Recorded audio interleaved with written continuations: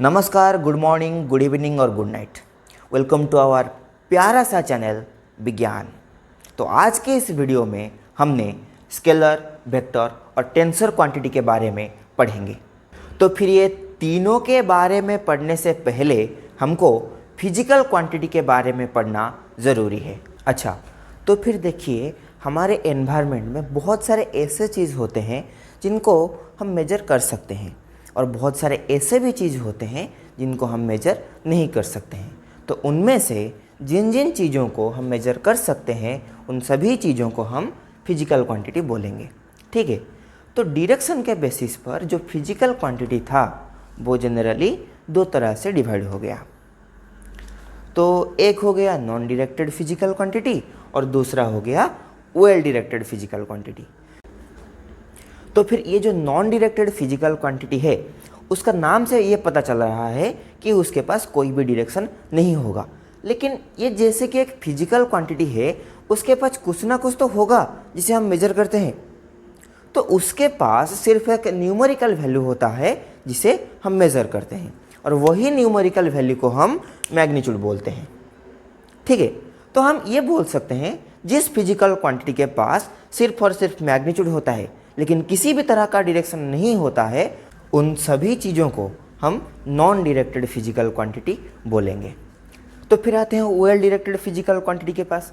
तो जिस physical quantity के पास मैग्नीट्यूड होने के साथ साथ उसका अपना डायरेक्शन भी होता है, उन सभी चीज़ों को हम वेल डायरेक्टेड फिजिकल क्वांटिटी बोलते हैं।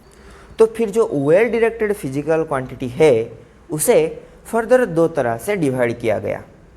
जिस वेल डायरेक्टेड फिजिकल क्वांटिटी एक स्पेशल तरह का रूल यानी वेक्टर अलजेब्रा को फॉलो करता है, उन सभी फिजिकल क्वांटिटी को हम वेक्टर क्वांटिटी बोलते हैं। लेकिन जिस वेल डायरेक्टेड फिजिकल क्वांटिटी के पास उस वेक्टर अलजेब्रा को फॉलो करने की कैपेसिटी नहीं होता है या फिर वो वेक्टर अलजेब्रा को फॉलो नहीं करता है, उन सभी फिजिकल क्वांटिटी को हम टेंसर क्वांटिटी बोलते हैं। तो फिर अभी अभी हमने जो तीन तरह का फिजिकल क्वांटिटी के बारे में पढ़ा, तो चलिए उन सभी का एग्जाम्पल्स देख लेते हैं। यहाँ पे जो स्पीड, मास और डिस्टेंस है उनके पास अपना किसी भी तरह का डायरेक्शन नहीं होता है, लेकिन उन तीनों के पास खुद का मैग्नीट्यूड है। तो इसलिए इन तीनों को स्केलर क्वांटिटी के अंदर लिया गया। फिर आते हैं टाइम और करंट पर। ये दोनों के पास डायरेक्शन और मैग्नीट्यूड है, लेकिन इन दोनों ने कभी भी वेक्टर अलजेब्रा को फॉलो नहीं किया है, तो इन दोनों को कभी भी वेक्टर क्वांटिटी में नहीं रखा जाएगा। तो इन दोनों को एक स्पेशल तरह का फिजिकल क्वांटिटी में रखा गया जिनका नाम पड़ गया टेंसर क्वांटिटी। तो फिर लास्ट में आते हैं वेक्टर क्वांटिटी पर। तो ये जो तीन चीज़ यहाँ पे मेंशन किए गए हैं यानी डिस्प्लेसमेंट, वेलोसिटी एंड फोर्स, इन तीनों के पास अपना मैग्नीट्यूड और डायरेक्शन तो होता है, इसके साथ इन तीनों ने वेक्टर अलजेब्रा को भी फॉलो कर रखा है।